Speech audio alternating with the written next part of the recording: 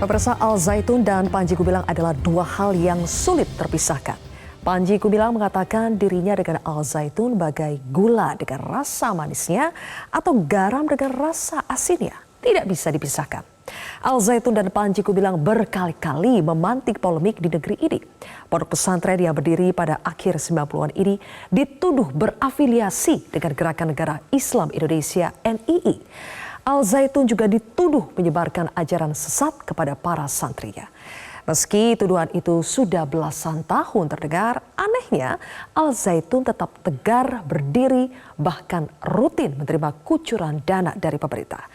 Mengapa penyelesaian Al Zaitun berlarut-larut sehingga terkesan menjadi api dalam sekam yang sengaja dibiarkan? Benarkah ada kepentingan politik atau mungkin bisnis di balik kisruh Al Zaitun? Inilah kontroversi selengkapnya Panji Gumilang di persimpangan Al Zaitun. Bersama saya, Zilvia Iskandar. Assalamualaikum warahmatullahi wabarakatuh. Waalaikumsalam. Shalom alaikum. Halo.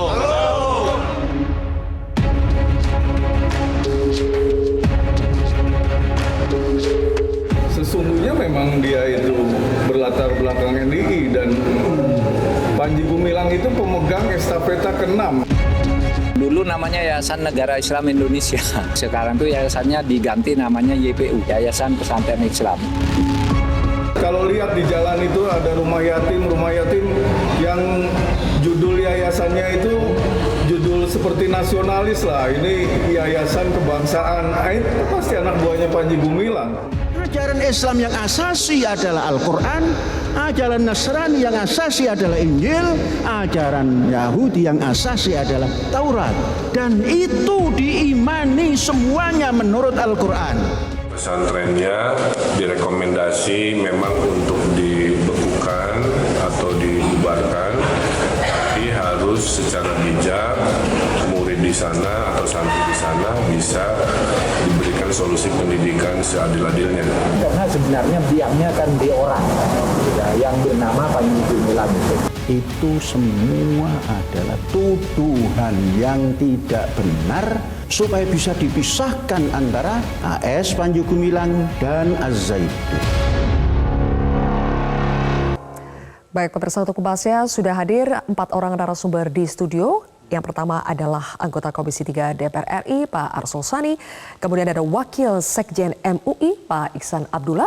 Selanjutnya ada Ketua Umum DPP Forum Advokat Pembela Pancasila, FAPP, atau yang menjadi pelapor Panji Gumilang, yaitu Bang Ihsan Tanjung. Kemudian juga ada Direktur Pendidikan Diniyah dan Ponpes Kementerian Agama, Waryono Abdul Ghafur atau Prof Yon. Dan pemirsa, kami juga masih menantikan kedatangan dari alumni Al Zaitun Muhammad Ihsan, dan nanti juga akan tersambung lewat sambungan telepon kuasa hukum Panji Gumilang Hendra Effendi.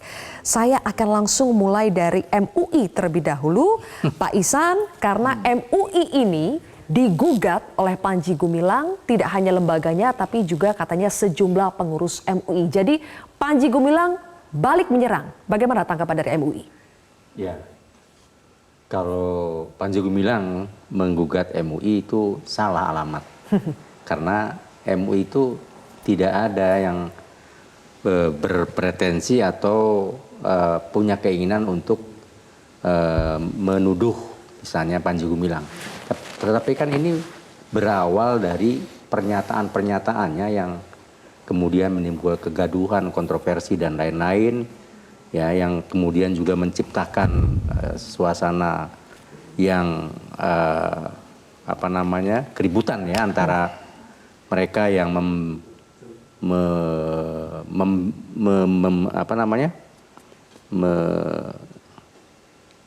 membela Islam yang sebenarnya, dan mereka yang di dalam Al Zaitun. Jadi maksud tentu Pak di Ihsan sini ini Majelis Ulama Indonesia ingin meluruskan bagaimana sih yang benar itu, dan itu sesuai dengan fungsi Majelis Ulama Indonesia sebagai himayatul umat. Baik. Himayatul umat itu artinya umat Islam itu agar tidak terpapar dengan pemikiran-pemikiran atau ajaran-ajaran agama yang menyimpang. apa sih Pak yang sesat, yang menyimpang? Mungkin saya harus tanya dulu, sebetulnya kalau menurut MUI yang sesat itu Panji Gumilangnya atau Al Zaitunnya? Ya jelas ya, kalau ini kan harus bukan Panji Gumilang dan Al Zaitun, tetapi Panji Gumilang ya, jelas karena ini kan pernyataan-pernyataan yang meluncur dari mulutnya Panji Gumilang yang kemudian juga ini tidak terbantahkan, tervalidasi bahwa yang sekarang viral rame di media itu, di masyarakat ya, itu benar adanya berasal dari Panji Gumilang. Nah oleh karenanya ya tentu yang bersangkutan harus mempertanggungjawabkan perbuatannya karena telah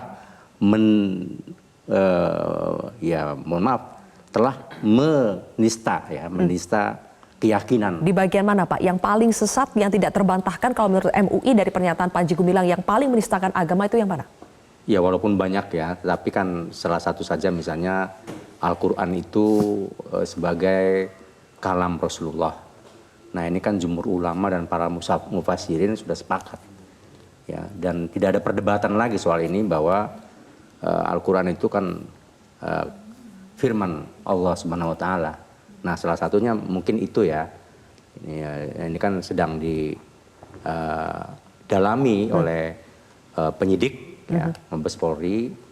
Nanti karena persoalannya sudah bergulir di sana, ya kita tunggulah bagaimana penyidikan itu berjalan dengan baik.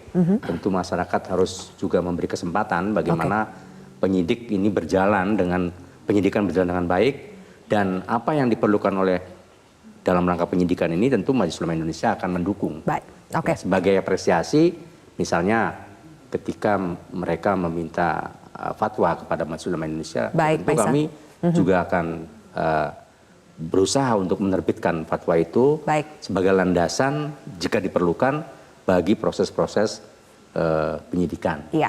Tadi di awal saya bertanya ya, apa tanggapan dari MUI setelah dari pihak Panji Gumilang ini menggugat MUI ke Pengadilan Negeri Jakarta Pusat. Nah, sekarang sudah ada kuasa hukum dari Panji Gumilang, ada Mas Hendra. Mas Hendra, selamat malam. Ya, selamat malam. Baik, Mas Hendra Effendi, jadi apa yang dilaporkan atau yang digugat dari Panji Gumilang kepada MUI? Ya, baik, terima kasih. Dan gugat ya, yaitu Profesor PHS Panji Gumilang itu menggugat pribadi saudara Umar Abdullah terkait dengan statement yang dia sampaikan yaitu menjustifikasi bahwa klien saya adalah ya, dengan dia dapatkan dari media caranya ya TikTok itu hiburan. Kemudian dia set media untuk Mas Hendra, mohon maaf ini suaranya tidak jelas, kami tidak bisa mendengar dengan baik apa yang Mas Hendra sampaikan. Kita tunggu dulu perbaikan komunikasinya. Saya akan beralih dulu ke narasumber yang lain. Di sini sudah ada Prof Yon. Prof Yon, dari Kemenak menanggapi berbagai tudingan penistaan agama dan ajaran sesat yang ada di Al Zaitun, selama ini apa sikap yang pernah diambil Kemenak? Ya, terima kasih. Kementerian Agama tentu secara regulatif ya, karena memang ada regulasinya, di situ ada madrasah, kemudian ada perguruan tinggi swasta, tentu saja juga kita menitipkan kepada Kopertais, dan Kopertais juga punya aturan untuk bagaimana memantau perguruan tinggi yang ada di dalamnya, kemudian disampaikan kepada kami. Untuk madrasah juga ada nomenklatur pengawasan madrasah. Lah memang dari data yang kami peroleh ini Mbak Zilvia, ini terbaru ini ya, tanggal 5 Mei 2023, Pondok Pesantren Az-Zaitun itu menggunakan kitab standar sebenarnya. Jadi misalnya Mbak, untuk hadis menggunakan Bulughul Maram. Bulughul Maram itu dipakai di pesantren-pesantren gitu ya. Kemudian untuk fikih itu menggunakan Bidayatul Mujtahid. Ini karya Ibnu Rushd gitu ya. Ini standar juga gitu loh. Kemudian yang ketiga ini untuk akidahnya menggunakan Mabadiul Awaliyah. ini juga standar. Ya. Kemudian untuk bahasa Arab ini ada Amthilatut Tasrifiyah. Ini juga kitabnya Pak Ihsan, Mbak Arsul ini yang dibaca di pesantren. Artinya Pak, secara kurikulum, secara kitab tidak ada masalah? Tidak ada masalah di permukaan. Di permukaan? Iya, di permukaan. Di bawah permukaan ada apa? Lah ini yang kita tidak sampai ke sana dan kita juga tidak Kenapa diberi tidak akses. sampai ke sana, Pak? Ya tentu saja kita kan nahnu nahkumu bidzawahiriha. Dan yang kedua tentu saja kami sebenarnya juga ingin bertanya lebih jauh pasca munculnya Pak Panji Gumilang menyampaikan hal-hal yang di luar ada dalam kitab ini. Jadi misalnya tadi disampaikan oleh Pak Ihsan minimal melalui media kok beliau menyampaikan bahwa Quran itu adalah kalam Muhammad. Ini kalau membaca kitab-kitab fikih dan hadis ini nggak ada.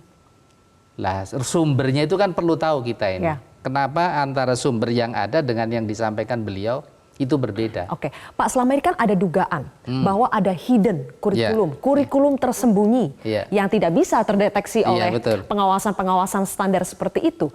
Kemenak juga mendeteksi itu? Ya, kami belakangan saja setelah tahu ada video-video yang disampaikan oleh pimpinan Al-Zaitun gitu ya. Kami heran kenapa antara yang disampaikan kepada para asesor gitu ya, kepada penilai kurikulum madrasah dan seterusnya, itu berbeda dengan yang ditampilkan di media. Maka kami duga gitu kan, kami duga ada kurikulum yang diajarkan berbeda dengan yang ada. Kami duga saja. Tapi buktinya belum ada? Buktinya belum ada yang kami peroleh secara langsung gitu ya. Tapi minimal di media kan kita dapati seperti itu. Oke, saya kembali lagi ya ke Pak Ihsan. Dugaan soal ada hidden kurikulum. Kurikulum yang tadi segala macam yang disebut sesat itu tidak diajarkan di permukaan, tapi underground. Benarkah itu, Pak? Ya kalau dilihat dari penjelasan Prof. Waryono tadi sudah benar. Memang kurikulum di sana tidak akan mungkin mendapatkan akreditasi kalau ada yang aneh kan. Tetapi kemudian ada plusnya. Nah inilah yang dimaksud dengan hidden. Diduga memang ada hidden. Dan kita mendapatkan itu yang namanya yang hidden itu.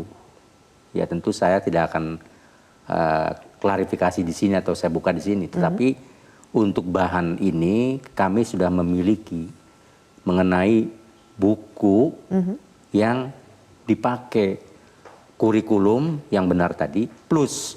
Nah inilah yang disampaikan setiap kali di hari Jumat khususnya. Jadi MUI punya bukti buku itu, Pak? Dong.